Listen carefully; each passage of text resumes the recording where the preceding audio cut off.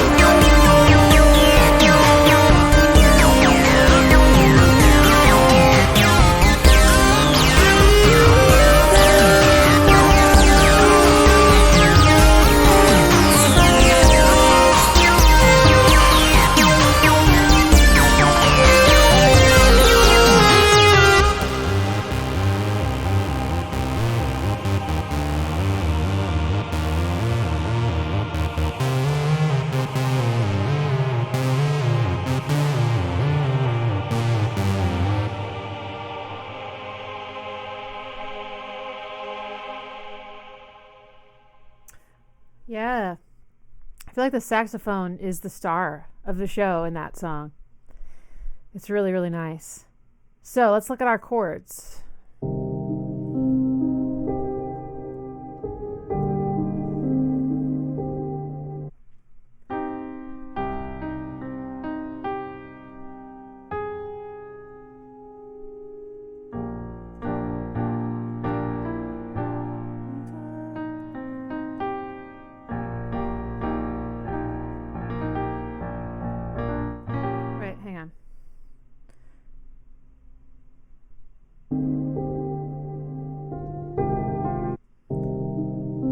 C minor.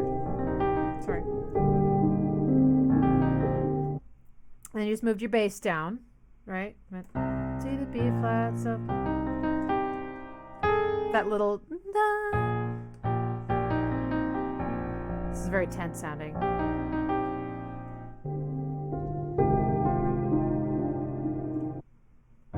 Flat 6.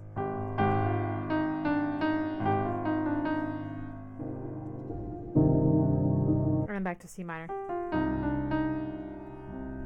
So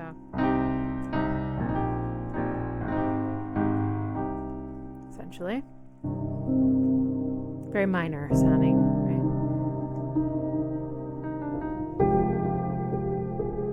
Okay, that sounded like a 4 chord to me.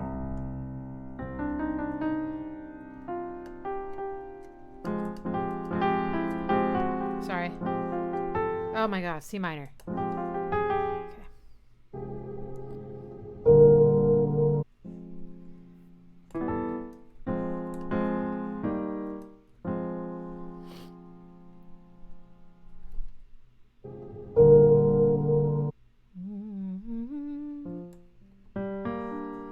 G minor.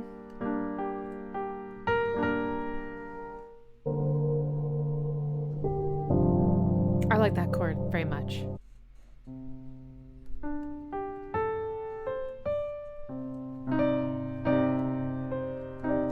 That's the suspension kind. Well, whatever. You can feel that tension, and it releases. So okay, so.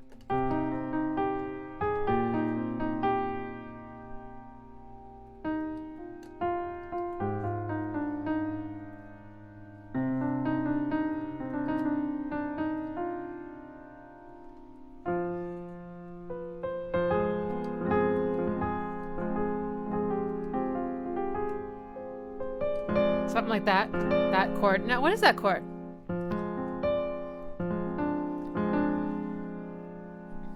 Oh, yeah. So it's like a minor chord with a major 6th on top of it.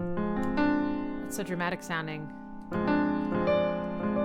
I guess some people would just call that a 7th chord. So the funny thing about six chords and 7th chords is that 6 chords and 7th chords can sometimes just be inversions of each other. It's like the same notes, but it's just more about what the composer meant at the time. Context based. I don't know. They sound pretty much the same. If that was a 7th chord, it would be a...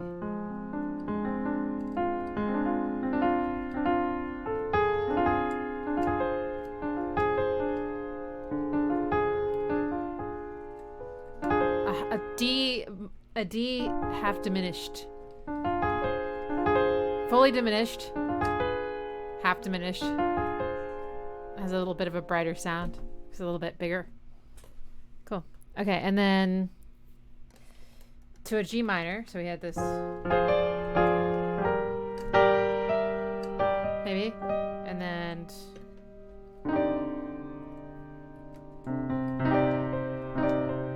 That's really pretty. I enjoy that chord progression very much. Okay, then your sax comes in. It's so pretty in this range. It's very sad. I love the reverb on it.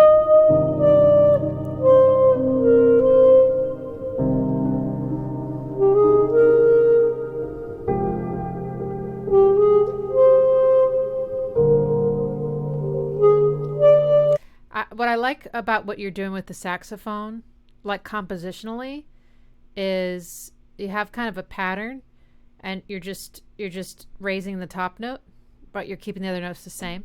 There's probably a better term for that, but I really like that. So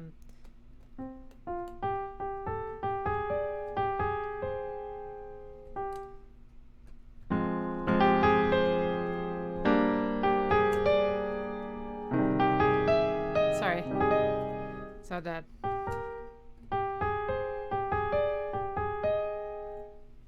that makes it very memorable.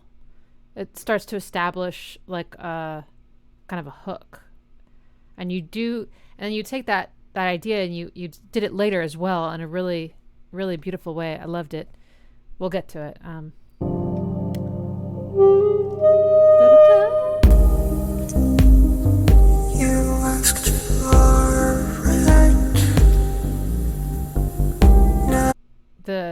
The bass line is pretty cool. Is that a 303 bass line? It's very like subtle. You asked me to write, and that's what I've done tonight.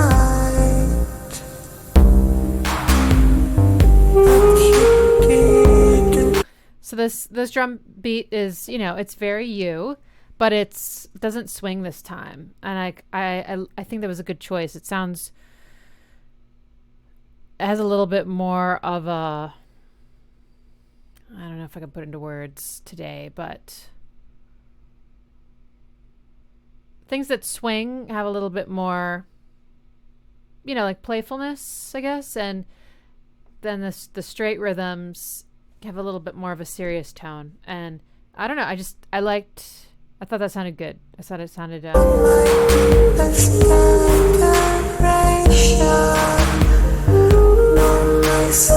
it really made me tap my foot, you know what I mean? Okay, so then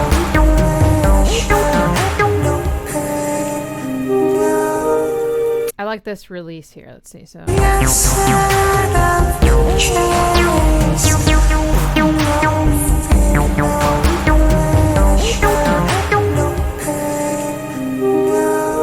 I thought that was really nice, right? Because it's kind of building, and then you kind of end, or it feels like we're starting over on the C minor, so our home chord, and and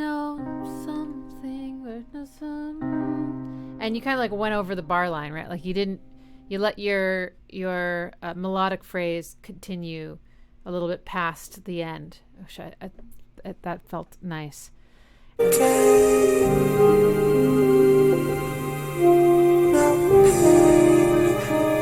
you have this repeating refrain, right? No fear, no pleasure, no pain. This is my favorite part of your song here. You've got these sort of synth pads coming in pretty high that are ascending. Your melody's ascending, and your I was about to say guitar, saxophone pattern is also now ascending. So there's this very exciting build, right? And it's really beautiful and kind of tender to me. But I love what's happening with your saxophone. We have to figure it out. So we got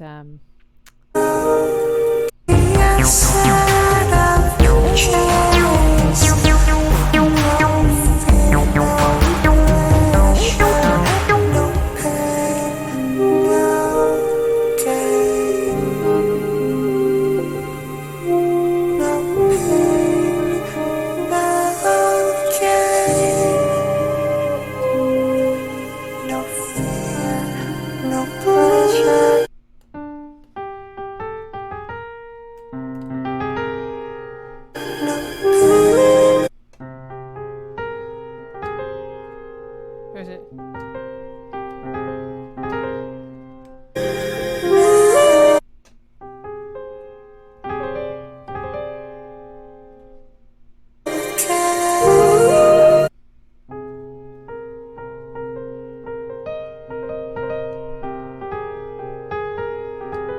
Okay, so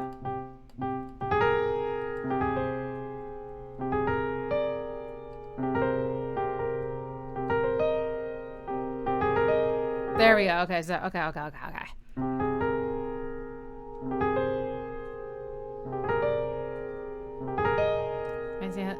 That is super beautiful, man. And then your strings.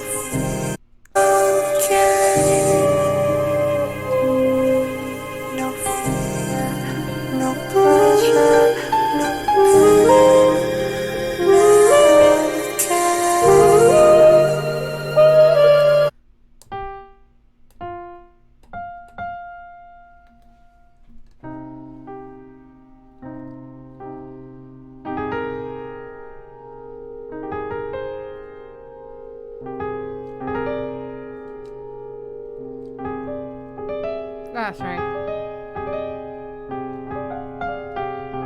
Just kind of keeps going up. It's so exciting. Okay.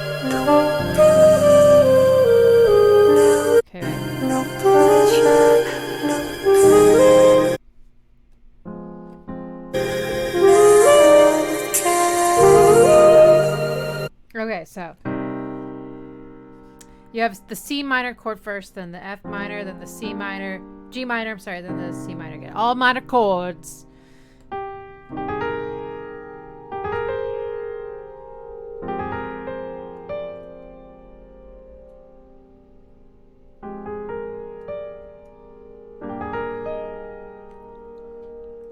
Man. One more time.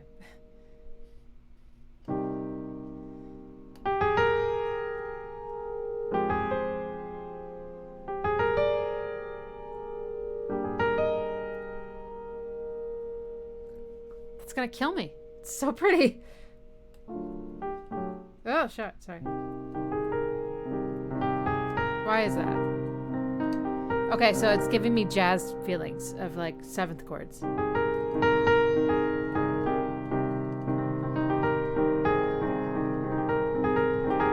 And then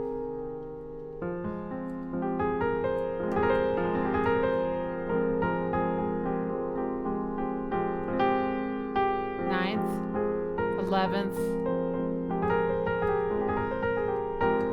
tensions. There's a tritone. And tritones need resolution very much, unless you're Trent Reznor. And then you give us that resolution here, but it doesn't feel like it's not like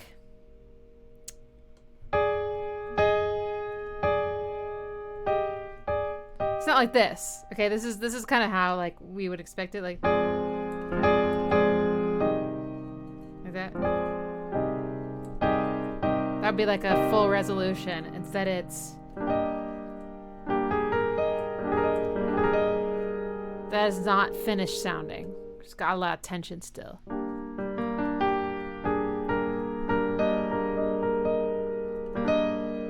This part's my favorite.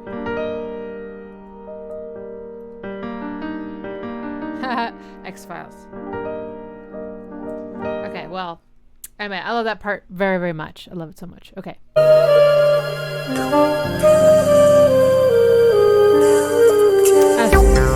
I like the strings too, or not strings, the pads. They sound very emotional.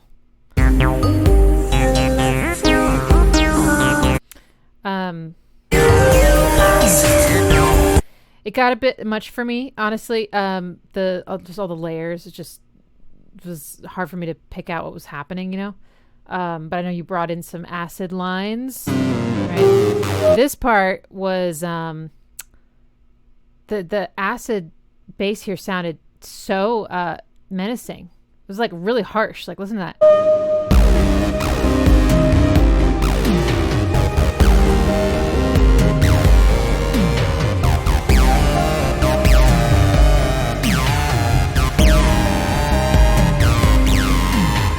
It sounds like it's biting me, you know. It's like, and it to the point where it's like I'm not even 100% sure what notes I'm hearing. It's so there's so many overtones and so many other things about it to pay attention to, right? Dynamics and textures, timbres and attack and the envelope on it or whatever. It's just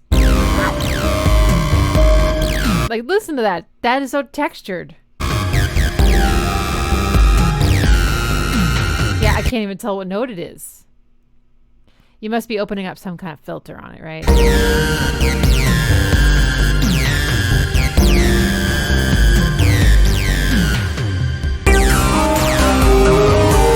I love that you brought that sax line back, the one that I was playing over and over again,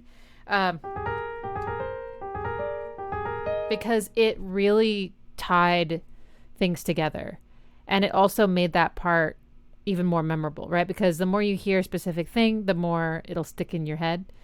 So if this wasn't already sticking in my head, which it was so nice to hear it come back again. Like you legitimized it even more. Like, yeah, this was a real moment, you know, and I'm not gonna let you forget it.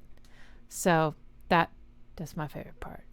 So yay for the sax. I'm glad you just let your inner critic take a hike and you just played, because you came up with some really, really nice lines. Like you could improv with some jazz musicians. I feel like it had a little bit of that feeling. It was really nice.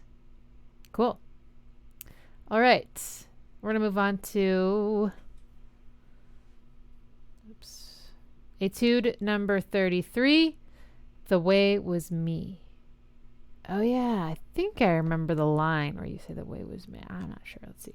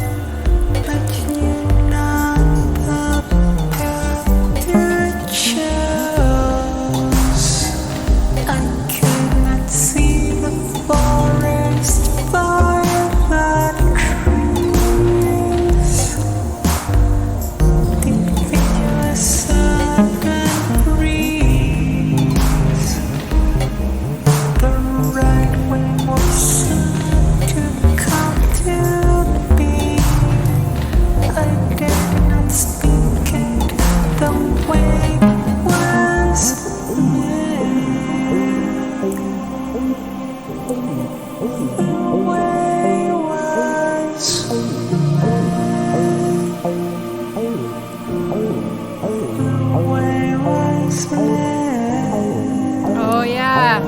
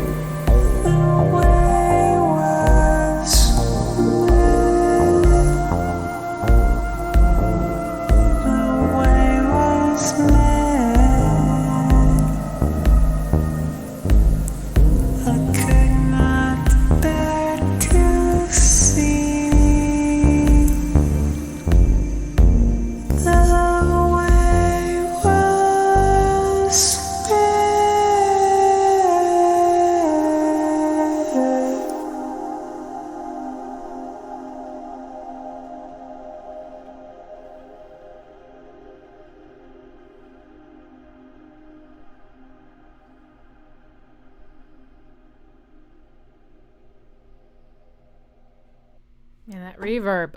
Tasty, tasty. Okay, I remember this one. This is really cool. I enjoy. This is one part in your melody. Maybe you could tell every time I listened to it. Every time you did it, I was like,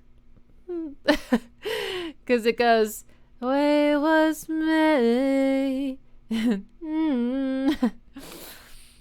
It comes with that head motion. I can't help it. Okay, but let's check out your chord progression first. So remember, this had almost like it has a like circle of fifths kind of feeling, meaning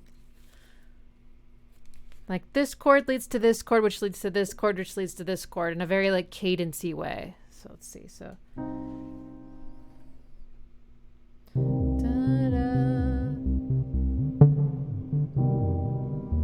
that's it.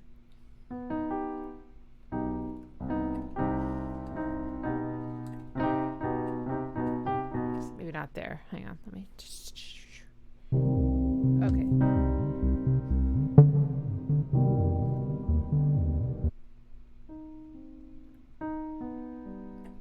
Okay. Okay. So you have C minor, but you're playing it with the G in the bass, and then you just moved your middle finger down. So you went from C to B, and that creates this type of chord, which sounds like an augmented chord. Here's major. Augmented is even bigger. It's two major thirds stacked on top of each other. Has a very dramatic sound, kind of sleazy in some cases. So, I see. Sorry. Right? It's got eyebrows. And then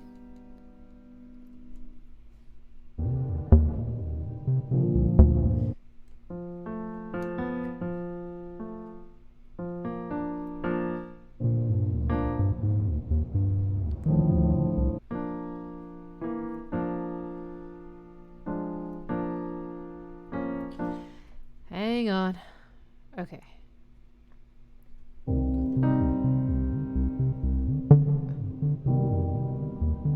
Wait.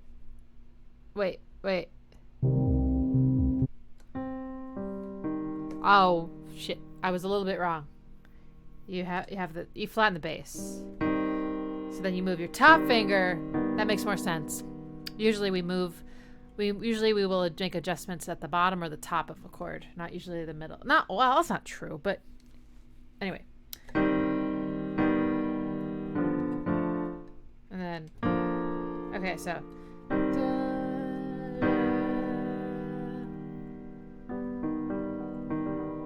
oh yeah, augmented chords are so funny.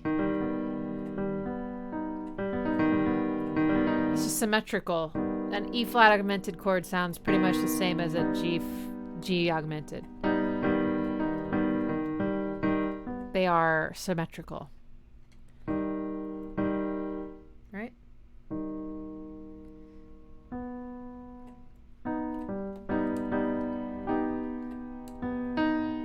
And a B. I don't know a ton about augmented chords, I'll be honest, but it looks like there's some kind of weird math trickery going on here where if you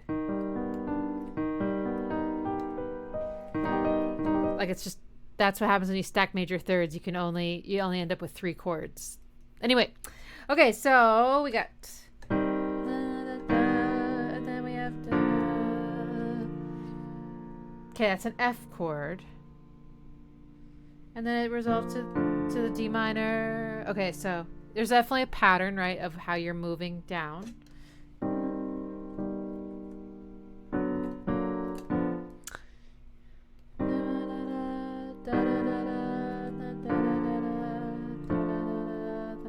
It's gonna be da da da da.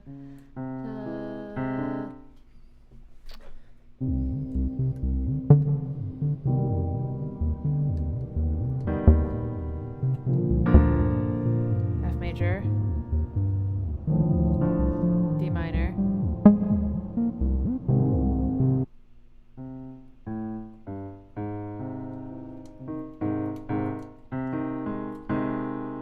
then A flat major.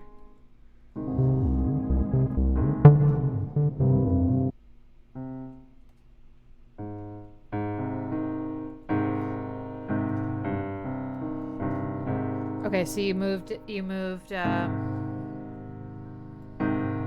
just your bottom note down, and that made it into a C minor chord. And then I think you give us like a G.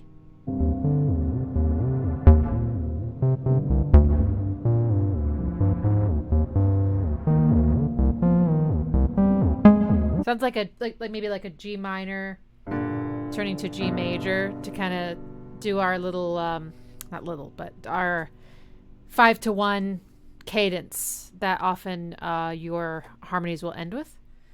So we'll have, okay, so we got okay, so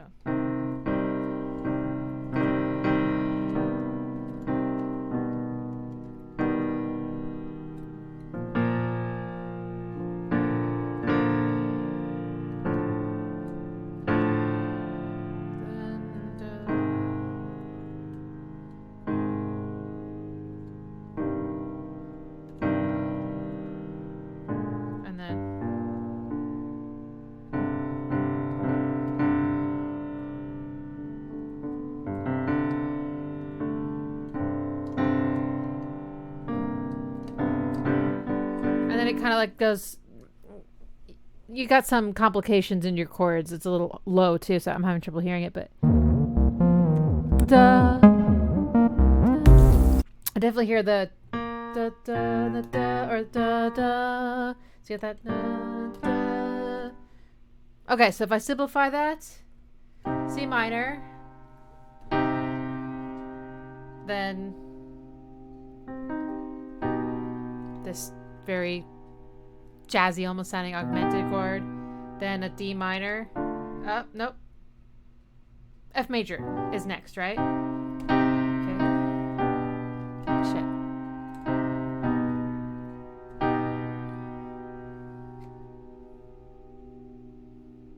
Oh, not F major. It was a B. It was a B chord. B flat. My bad. B flat major chord to a D minor chord. And then to A flat major, and then to C minor, and then to G minor, and then G major. Okay, one more round, and then I'm gonna play the root and the bass, so I think you'll be able to hear the what I'm talking about, the pattern you have of your chord progression. I think it's moving like maybe like down a fifth and up a fourth, or something like that over and over again. Which creates a very satisfying pattern for us to follow, right? So this chord, I don't know. I'm just gonna go with that. And then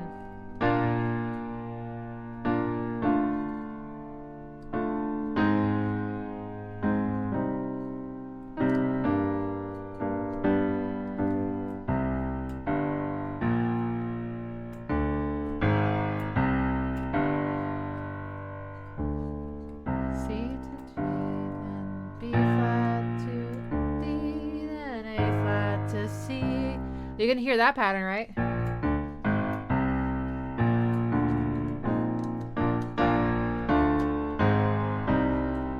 I love that. That sounds good. Ooh, that would be a good end of a phrase in like a psychedelic rock song.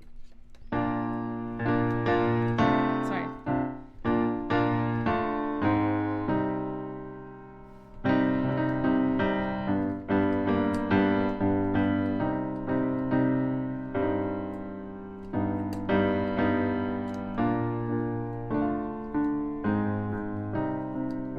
Anyway, that's cool. That's a very interesting chord progression. I really like it, and it carries your song very well. And I think it's this part here, this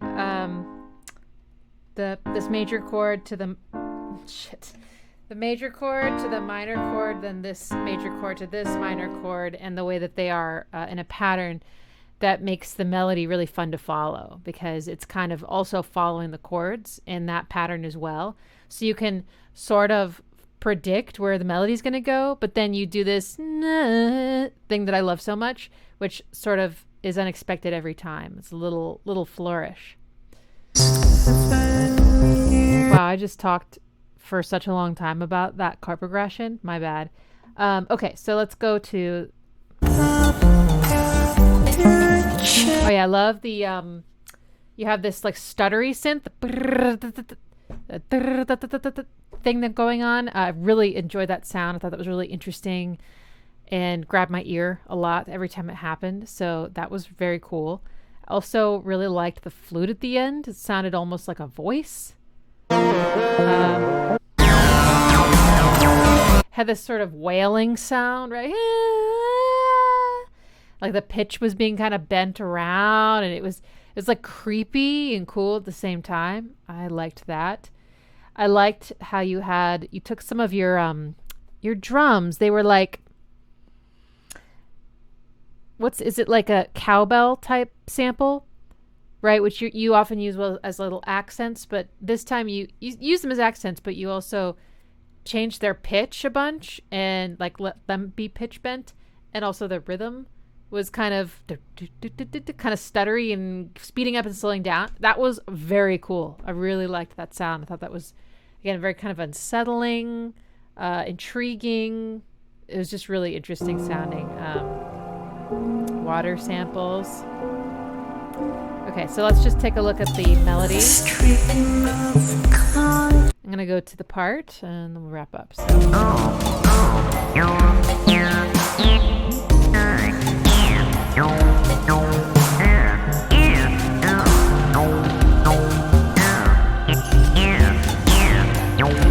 Nice vocal pads.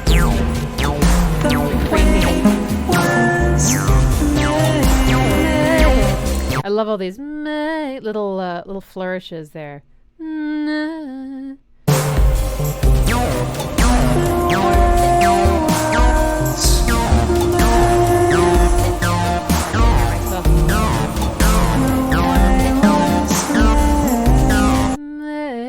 That's so pretty.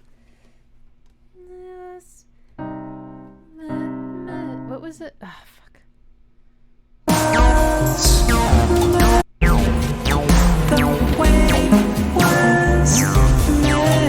The way was made. Tension.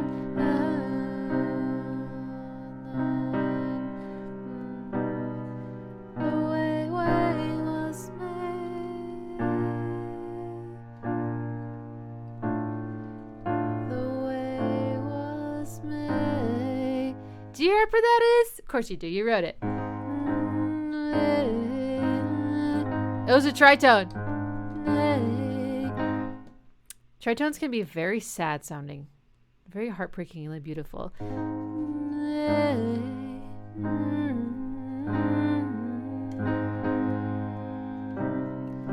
Yeah, I think that part is beautiful.